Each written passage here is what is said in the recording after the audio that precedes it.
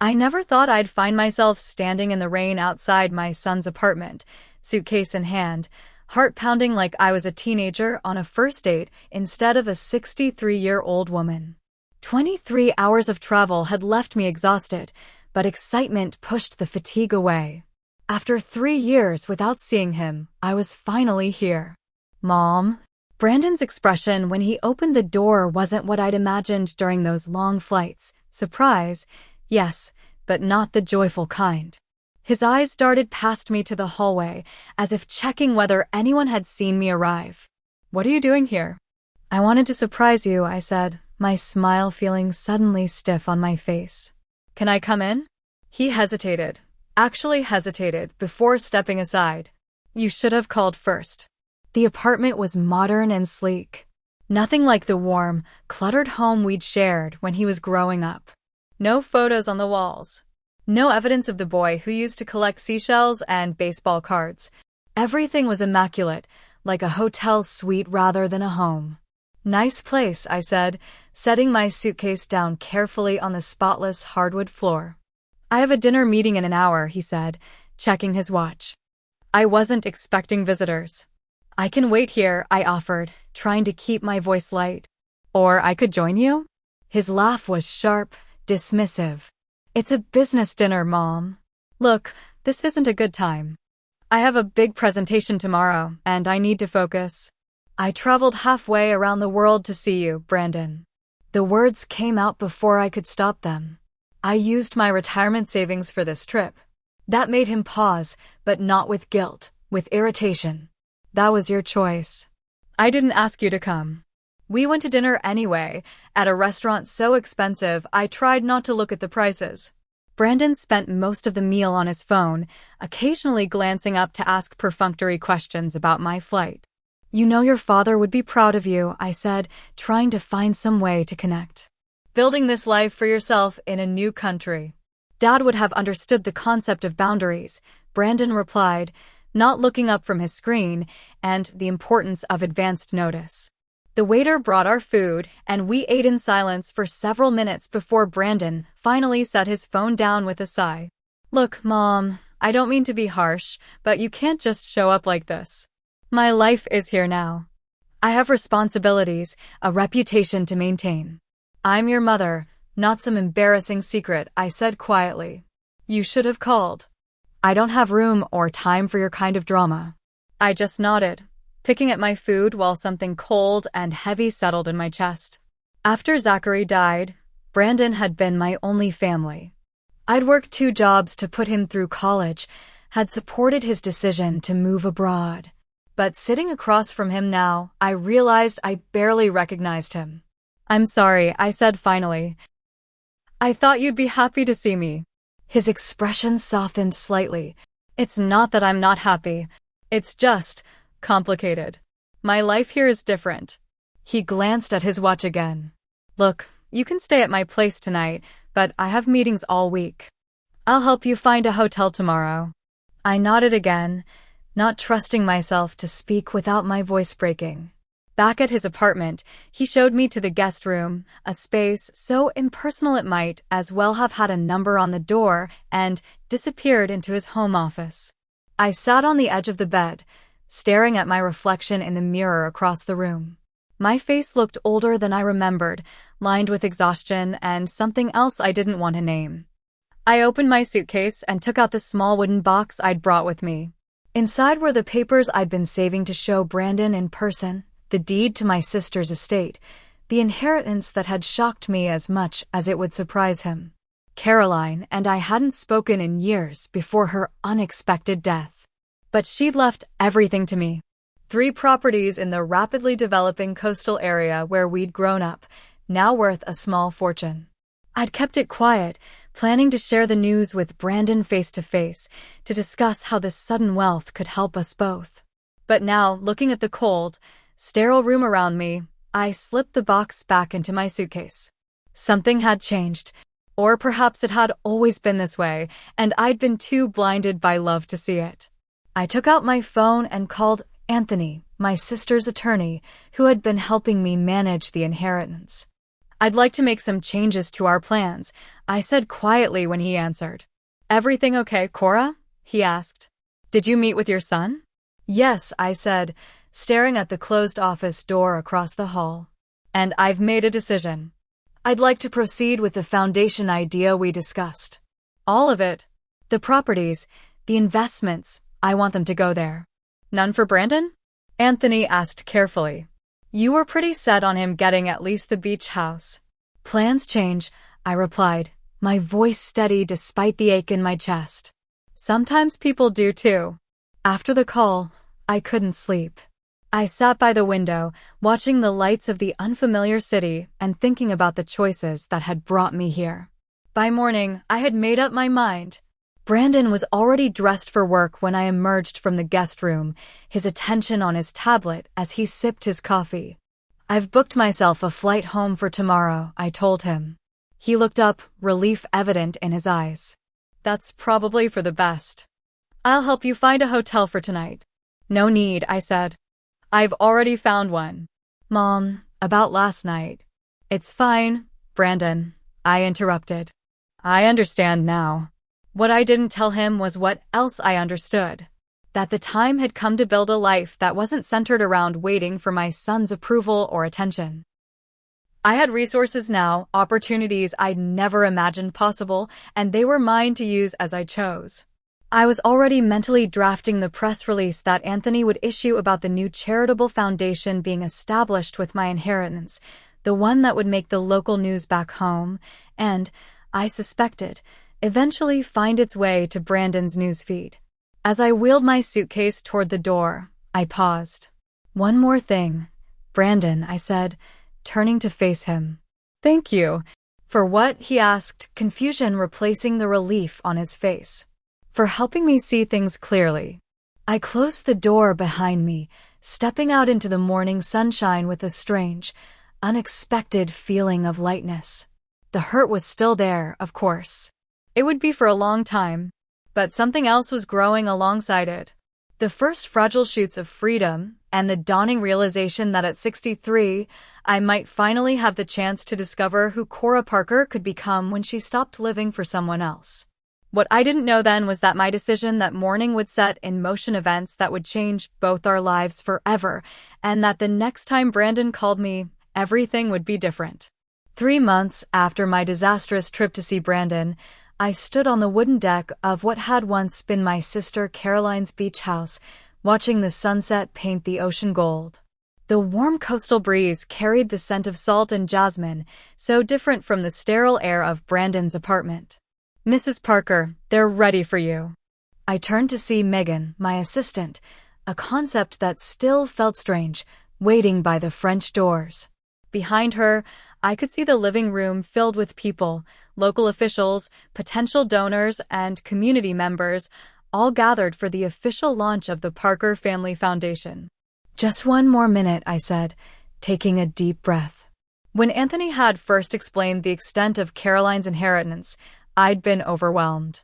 3 properties, this beach house, a commercial building downtown that housed several thriving businesses, and 10 acres of undeveloped land that developers had been eyeing for years. The total value was just over $4 million, a fortune I'd never imagined possessing. My initial instinct had been to share it with Brandon. Now that money was being channeled into scholarships for single parents, housing assistance for seniors, and community development projects. The irony wasn't lost on me. My sister, who had lived alone and kept to herself, was now helping build connections for others. As I stepped inside to address the crowd, I caught sight of my reflection in the window. I barely recognized myself in the elegant blue dress, with my hair styled and a touch of makeup enhancing my features. For years, I'd dressed for practicality, for a life of budgeting and overtime shifts.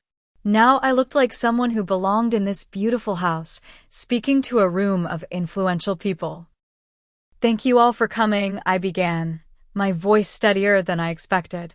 When my sister Caroline left me this unexpected gift, I knew it came with responsibility. Not just to preserve her legacy, but to create something meaningful with it. The speech went well. Anthony had helped me prepare. And afterward, as people mingled and discussed potential partnerships, I felt a strange sense of belonging. These weren't just wealthy donors or officials. They were people who cared about the same issues I'd spent my life worrying about. Affordable housing, education opportunities, community support. "You're a natural at this," said a deep voice behind me. I turned to find myself face to face with a tall man with salt and pepper hair and kind eyes. He looked vaguely familiar. "Joseph Mitchell," he said, extending his hand. "I was your sister's neighbor." "Of course," I said, shaking his hand. "Caroline mentioned you in her letters." What I didn't say was that she described him as the persistent widower next door who brings me tomatoes from his garden even though I've told him a dozen times I don't like tomatoes. "She was a private person," he said with a smile that suggested he understood exactly what Caroline would have said about him. "But she cared about this place. She would have approved of what you're doing." "I hope so," I replied. "We weren't close at the end. She talked about you more than you might think," Joseph said. "She kept the newspaper clipping about your teaching award on her fridge." The revelation caught me off guard. Caroline and I had drifted apart after our parents died, our occasional phone calls becoming increasingly perfunctory. I'd had no idea she'd followed my modest career achievements. "I didn't know that," I said quietly. "There's a lot people don't say until it's too late," Joseph replied. "Speaking of which, I've been meaning to ask if you'd join me for coffee sometime. I could tell you more about Caroline's last years here." Before I could respond, my phone buzzed in my clutch bag. I excused myself, expecting it to be Megan with a question about the event. Instead, Brandon's name flashed on the screen. For a moment, I considered letting it go to voicemail, but curiosity won out. "Hello, Brandon." "Mom," he said, his voice oddly tight. "I just saw the news." "What news?" I asked, though I knew exactly what he meant. "The foundation, your inheritance." "Why didn't you tell me?" I stepped out onto the deck again, away from the noise of the gathering. "I tried to, actually. I brought the papers with me when I came to visit. And you decided not to because I was busy with work? That's a bit extreme, don't you think?" "It wasn't that you were busy, Brandon," I said, surprising myself with my calmness. "It was that you made it very clear I wasn't a priority in your life. So I made some new priorities in mine." For $1 million worth of priorities. Now there was an edge to his voice. "That's family money, Mom." "Yes, it is," I agreed. "And I'm using it to help families. Just not ours. I'm your only family," he said. And for the first time, I heard a note of hurt beneath the anger. "You made that clear when you told me you didn't have room for me," I replied. "In your home or your life. That's not fair. I was stressed about work. You can't punish me forever for one bad day." "I'm not punishing you, Brandon. I'm making choices about my life and my inheritance." "Our inheritance," he corrected. "Aunt Caroline would have wanted me to have something." The opportunism in his tone made something harden inside me. "Caroline never even met you as an adult. You refused to come to her funeral, if you recall." "I was in the middle of finals." "We all make choices," I interrupted. "I've made mine." After we hung up, I stood gripping the deck railing, trying to process the conversation. Part of me felt guilty. Wasn't this exactly what mothers weren't supposed to do, hold grudges, withhold support? But another part, the part that had lain awake in that cold guest room and decided to take control of my life, felt vindicated. "Everything okay?" Joseph had appeared in the doorway, concern evident on his face. "Family complications," I said with a rueful smile. The worst kind." He nodded sympathetically. "Still up for that coffee sometime?" In that moment, looking at his kind eyes and genuine smile, I made another choice about my new life. "Actually, yes. I'd like that." 2 days later, over coffee at a small cafe overlooking the harbor, Joseph told me stories about Caroline that painted a picture of a woman I'd never fully known. Her quiet generosity to local causes, her dry sense of humor, her extensive knowledge of native coastal plants. "She talked about you often," Joseph said. "How you were the brave one, going after what you wanted, the teaching career, the family. We saw each other as having such different lives, I mused. But looking back, maybe we were more similar than either of us realized. She would have loved to see you take charge like this, he said, gesturing toward the foundation brochure I'd brought along. It suits you. As we parted ways, promising to meet again the following week, my phone lit up with a notification. It was an email sent to the foundation's public address, but clearly meant for me personally. Kora, I've been doing some research into your foundation and its legal structure. There appear to be several irregularities regarding the transfer of Caroline's estate that my lawyers would be very interested in exploring. Before things escalate, I suggest we meet to discuss a more equitable division of what is, by any reasonable standard, a family inheritance. I'll be in town next week. Let me know when we can talk. Brandon. I stared at the screen, my hands shaking slightly. The implied threat was clear, as was the calculating opportunism behind it. This wasn't about family connection or even hurt feelings. This was about money. What Brandon didn't know was that in the 3 months since I'd returned home, I hadn't just been planning foundation events and getting makeovers. I'd been working closely with Anthony to ensure every aspect of the inheritance transfer and foundation establishment was legally airtight. Caroline's will had been explicit, and we'd followed every proper procedure. But as I walked back to my car, the beautiful day now shadowed by my son's threat, I realized that this wasn't really about legal technicalities. It was about power. And for the first time in our relationship, I held it. The question was, what would I do with it, and how far was Brandon willing to go to challenge me? He can't actually do anything legally, Anthony assured me, sliding Brandon's printed email back across his desk. Caroline's will is clear, and you followed every regulation in establishing the foundation. We were sitting in Anthony's downtown office, the view of the harbor visible through the large windows behind him. Outside, it was a perfect spring day. But inside, my stomach was in knots. But he could drag this out in court, I said. Create bad publicity for the foundation, just as we're getting started. Anthony leaned back in his chair, fingers steepled. He could try. But Kora, there's something you should know about Caroline's will that I haven't told you yet. I tensed. What is it? Caroline anticipated something like this might happen. She included a specific clause. If anyone contests the will or attempts to claim a portion of the inheritance against your wishes, they forfeit any potential future claim. What do you mean? I mean that right now, while Brandon has no legal claim to the inheritance, you could theoretically choose to give him something in the future. But if he pursues legal action and loses, which he would, that option is permanently off the table. I sat back, absorbing this information. It seemed Caroline had understood family dynamics better than I'd given her credit for. So what do? I asked. That depends, Anthony said gently, on what you want the outcome to be. That question stayed with me as I drove to meet Brandon the next day. What did I want? Part of me, the part that remembered the little boy who'd once followed me everywhere, proudly declaring my mommy is the best teacher in the whole world, wanted reconciliation. But another part, the woman who had stood alone in a foreign city, realizing how little she mattered to her only child, wanted justice, or at least accountability. We'd agreed to meet at a small restaurant near the beach house. I arrived early, choosing a table with a view of the ocean, and ordered a cup of tea to steady my nerves. When Brandon walked in, I was struck by how out of place he looked in his expensive suit among the casual beach crowd. He spotted me and headed over, his expression unreadable. Mom, he said, sitting down across from me. Brandon, I replied. You look well. A waitress approached, but he waved her away. I'd prefer to get straight to business. Of course. I took a sip of my tea, noting how he'd positioned his briefcase on the table between us like a shield. I got your email.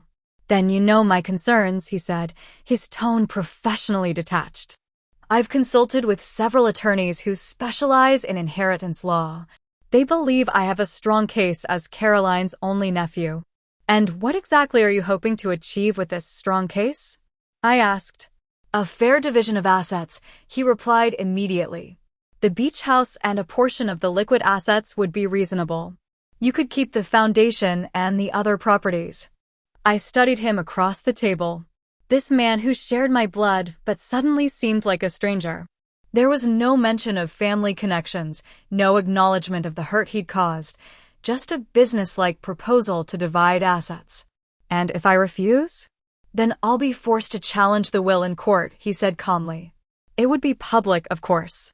Probably generate some local media interest, especially given the foundation's profile. The implied threat was clear. He'd create a scandal, tarnish the foundation's reputation before it really got started. I see. And have your attorneys explained to you what happens if you contest the will and lose? A flicker of uncertainty crossed his face. What do you mean? There's a no contest clause, I explained.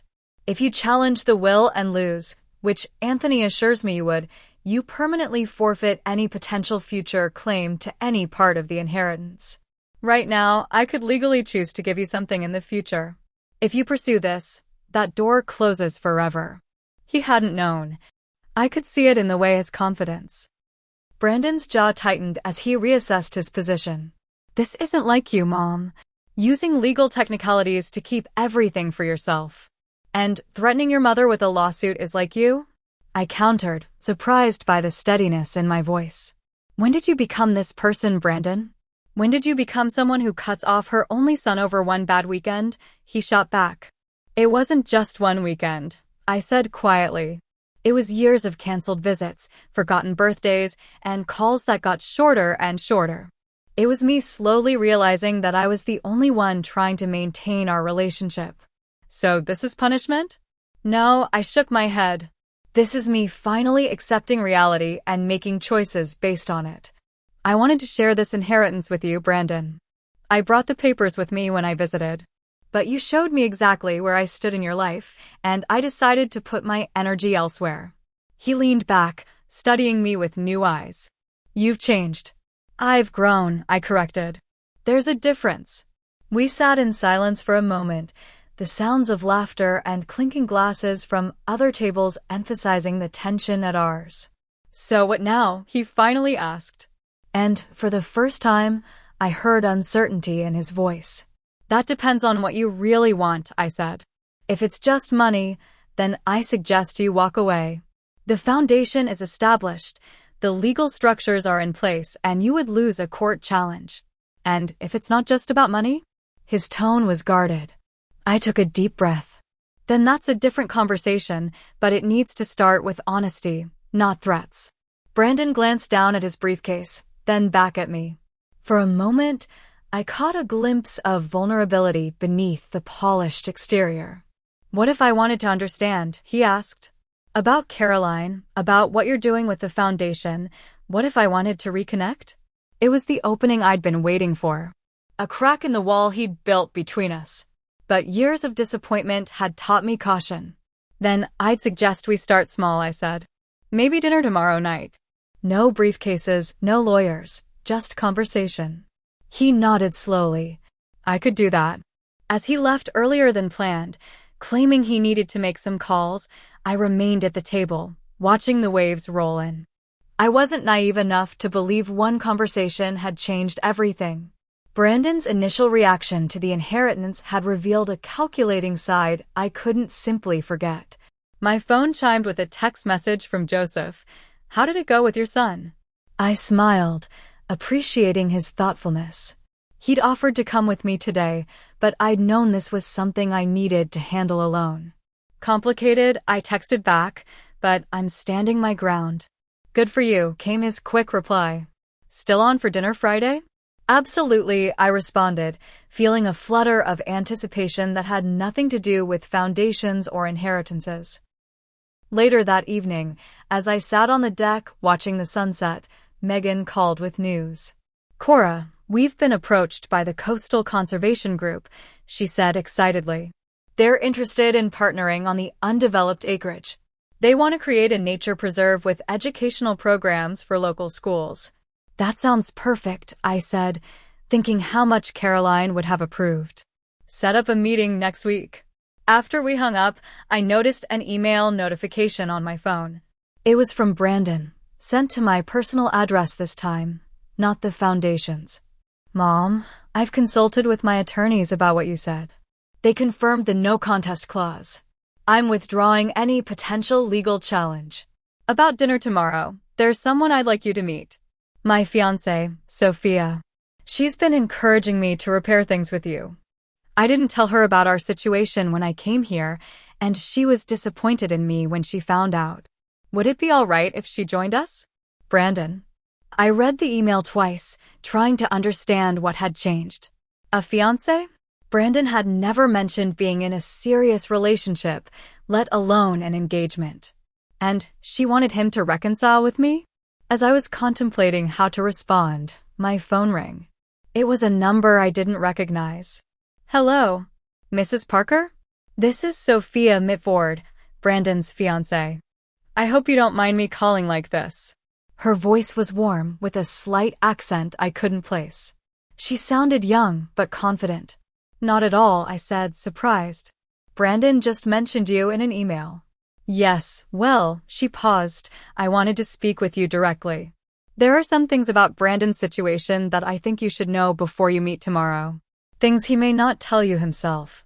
Brandon's company is failing, Sophia said, her voice low and clear through the phone. He hasn't admitted it to anyone, but they've lost their major clients, and he's been covering expenses with personal loans for months.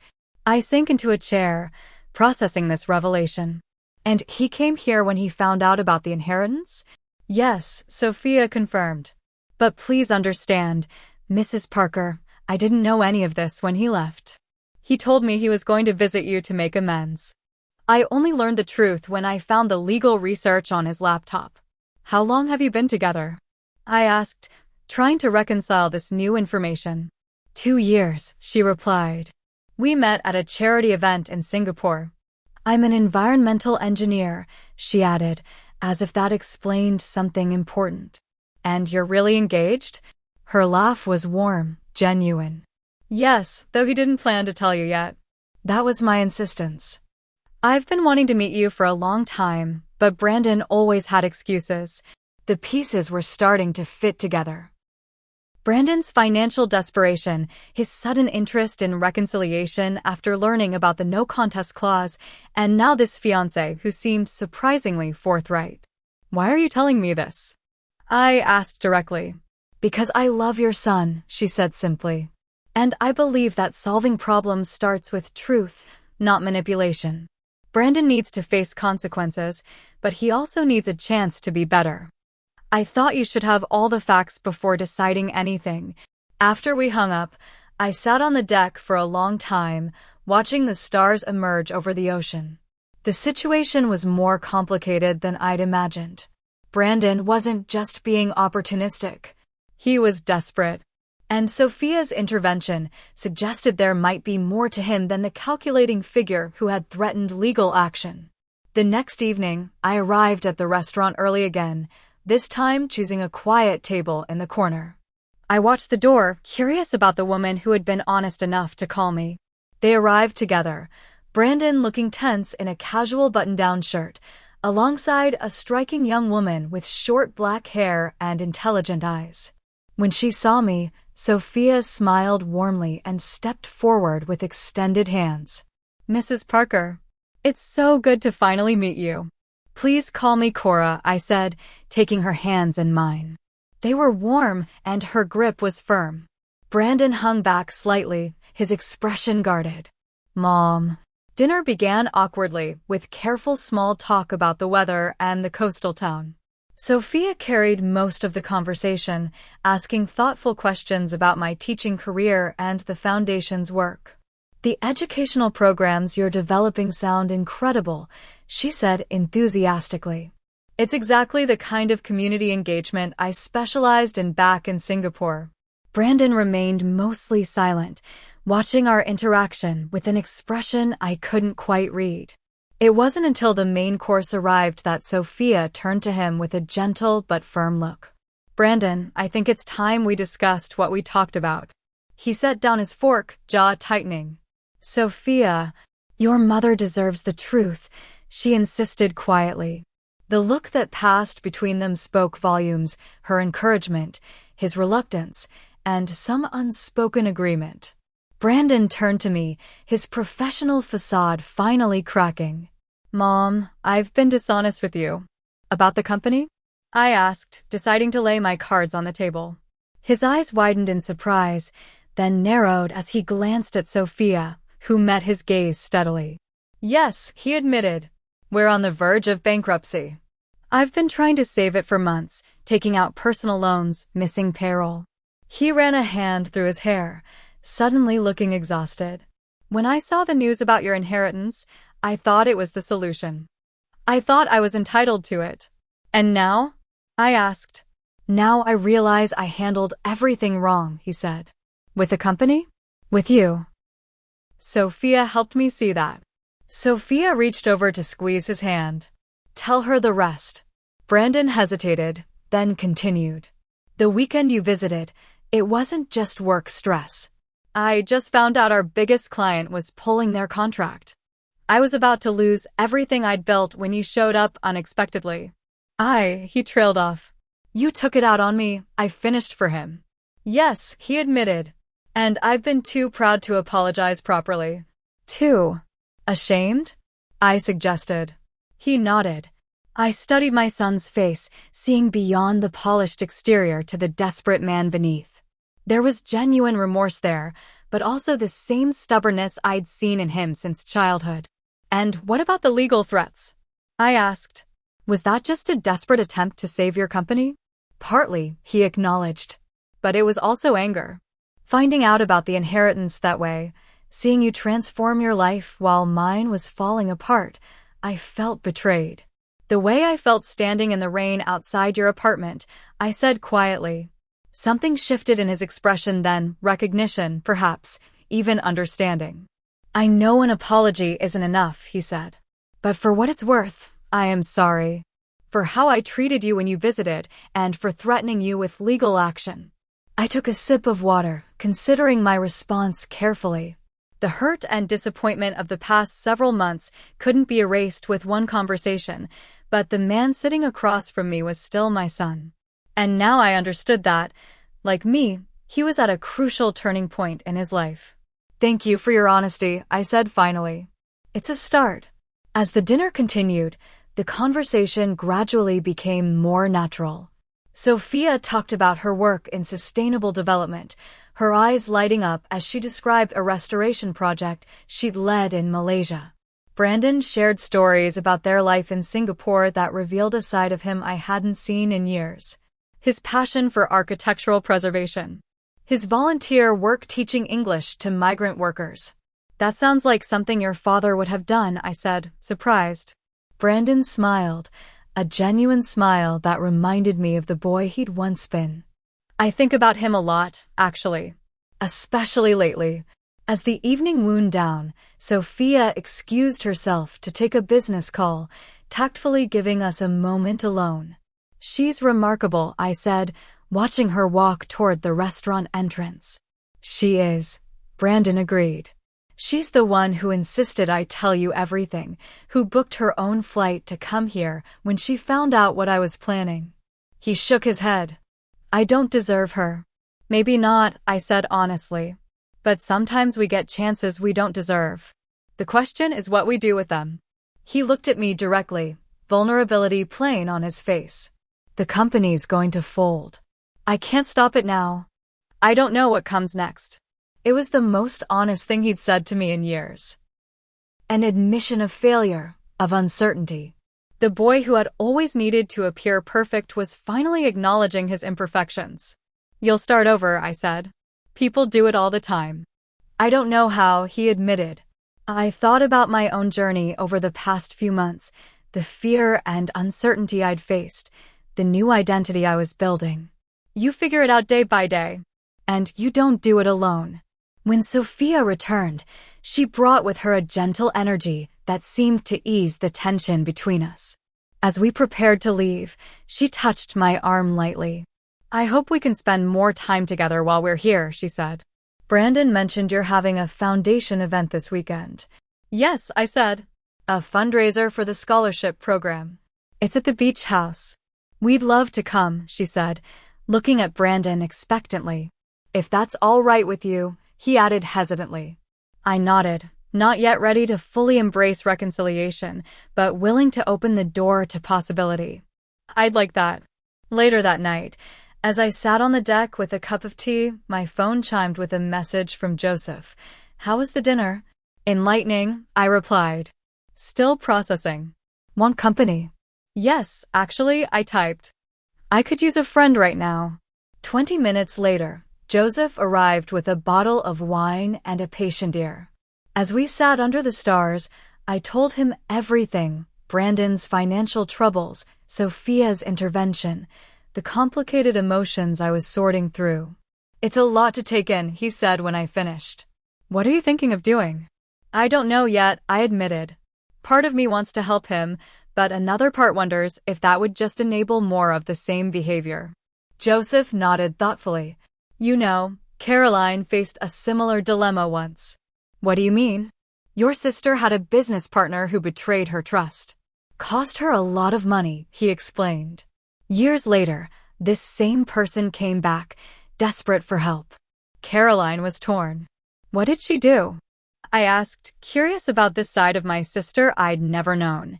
She created conditions, Joseph said. She offered help, but with clear expectations and boundaries. It wasn't about punishment. It was about rebuilding trust. As I contemplated his words, my phone lit up with an email notification. It was from Anthony. Kora, you asked me to keep you informed about any inquiries regarding the foundation. A reporter from the Business Journal contacted us today, asking questions about your son's visit and potential family conflicts over the inheritance. I didn't provide any comments, of course, but thought you should know. Call me tomorrow if you want to discuss how to handle this. Anthony. I showed the email to Joseph, a knot forming in my stomach. This is exactly what I was afraid of. The question is who, Joseph said, his expression troubled. And why now, just when Brandon seemed to be coming clean? I stared out at the dark ocean, the peaceful evening suddenly disturbed by new suspicions and uncertainties. Had Brandon's apparent honesty been just another manipulation? Was this press inquiry his backup plan if direct threats didn't work? Or was there someone else who might benefit from creating conflict between us? The foundation fundraiser was in full swing by the time Brandon and Sophia arrived. The beach house glowed with string lights, and the sound of conversation and laughter drifted out to the deck where guests mingled, champagne glasses in hand. I was in the middle of a conversation with the mayor when I spotted them. Brandon looked uncomfortable in the crowd, but Sophia moved confidently beside him, her hand reassuringly on his arm. Excuse me, I said to the mayor, making my way toward them. Kora. Sophia greeted me warmly with a quick hug. This is wonderful. The turnout is amazing. Thank you, I said, then turned to Brandon. I'm glad you both could make it. He nodded stiffly. Could we talk privately for a minute? My stomach tightened. Of course. We can use the study. As we walked through the crowded living room, I caught Joseph's eye across the space. He gave me a questioning look, and I nodded slightly to let him know everything was all right. Once in the study, Brandon closed the door and turned to me. Did you talk to the press about me? The accusation caught me off guard. Of course not. Why would you think that? Because someone from the Business Journal called me this morning asking for comments about my failed company and desperate attempt to claim my aunt's inheritance, he said, his voice tight with anger. Their exact words. I shook my head. I received an email from Anthony saying a reporter had contacted the foundation about family conflicts, but I assumed you might have. I stopped myself. What? Leaked it myself. Brandon's laugh was bitter. Why would I want that kind of story out there? It would destroy whatever professional reputation I have left. We stared at each other, the realization dawning simultaneously. If neither of us contacted the press, I began. Then who did? Brandon finished. The answer came to me suddenly, along with the memory of a conversation at the foundation launch event. I think I know. Just then, there was a knock at the door. Sophia peeked in. Sorry to interrupt, but there's someone here asking specifically to speak with both of you. A Mr. Victor Reeves. The name hit me like a physical blow. Victor had been Caroline's business partner years ago, the same one Joseph had mentioned who had betrayed her trust. Tell him we'll be right out, I said, turning back to Brandon. We need to present a united front. Can we set aside our suspicions for now and deal with this together? Brandon hesitated, then nodded. Agreed. Victor was waiting on the deck, a champagne glass in his manicured hand, looking much the same as I remembered from Caroline's funeral. Expensively dressed with a smile that never reached his eyes. Kora, he greeted me smoothly. And this must be Brandon. I've heard so much about you. From whom? Brandon asked directly. Victor's smile widened. People talk in small towns, especially when there's money involved. What do you want, Victor? I asked, cutting to the chase. Just to offer my services, he said. I specialize in real estate development, as you may know. That undeveloped acreage Caroline left you would be perfect for a luxury resort. I have investors ready to make an offer that would benefit everyone. The foundation is partnering with the Coastal Conservation Group for that land, I said. It's going to be a nature preserve. Victor's expression hardened slightly. A waste of potential. Caroline would have understood the economic value. Caroline understood value better than you give her credit for, I countered. And I'm curious, did you reach out to the business journal about our family business? He took a sip of champagne, his eyes calculating. Information finds its way to the right people. A public dispute over the inheritance might encourage a more practical approach to its management. Brandon stepped forward. So you thought you could manipulate a family rift for your financial gain? Business opportunity, Victor corrected. And let's be honest, the rift was already there. I merely highlighted it. Well, you've miscalculated, I said firmly.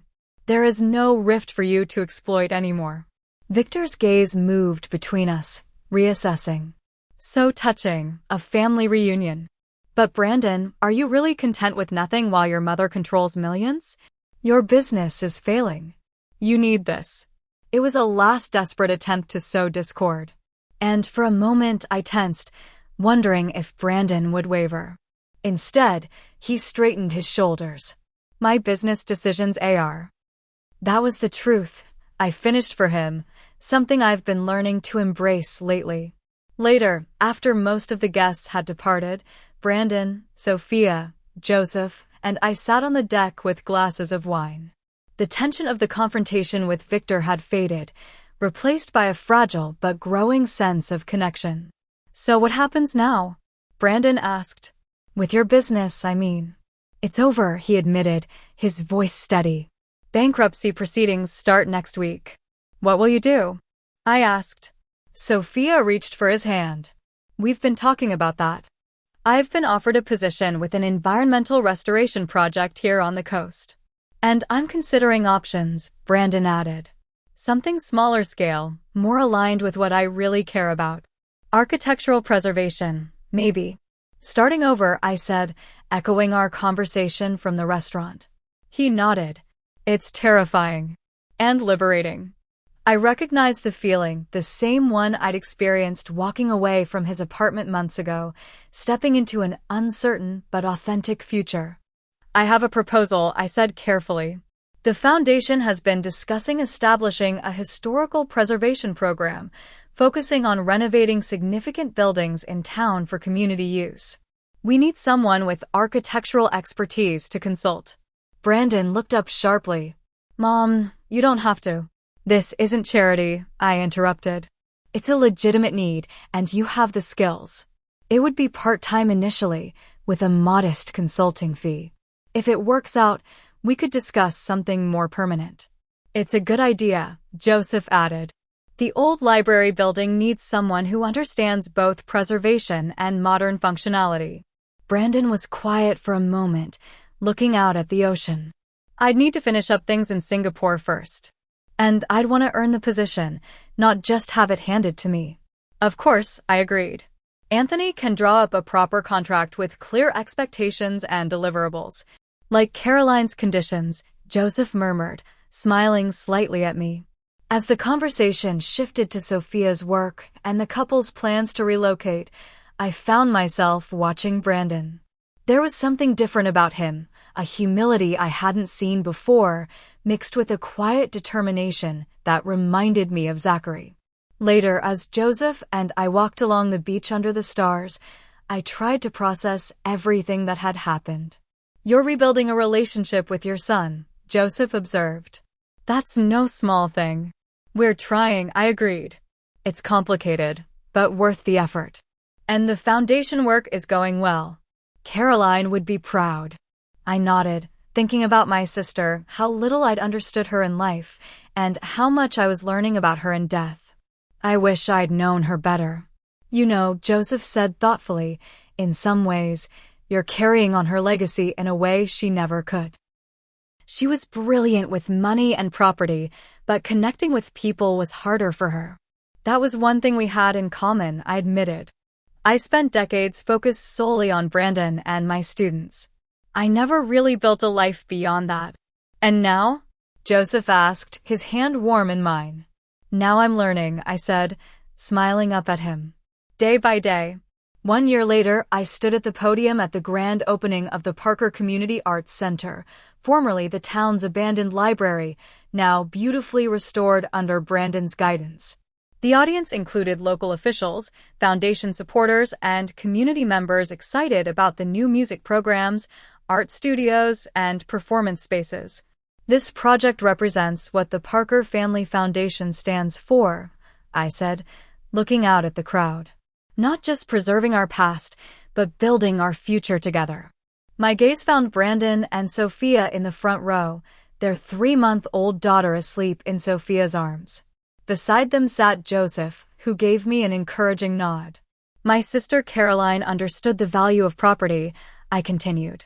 "But what I've discovered this past year is that our true inheritance isn't measured in real estate or bank accounts.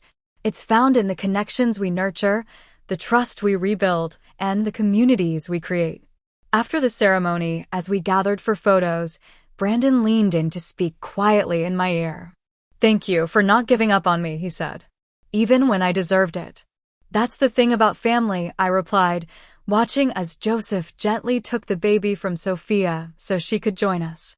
"The real inheritance is invisible. You can't measure it or count it or spend it.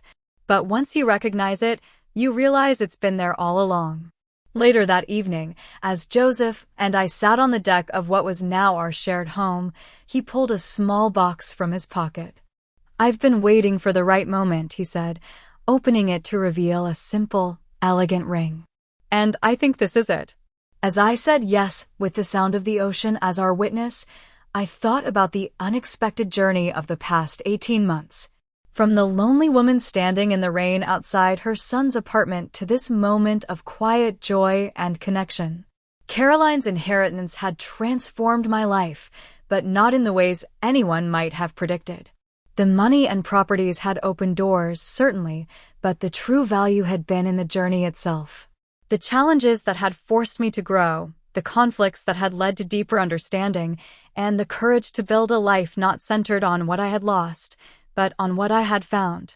And in that discovery lay the most precious inheritance of all, the knowledge that at 64, Kora Parker's story was far from over. In fact, in many ways, it was just beginning.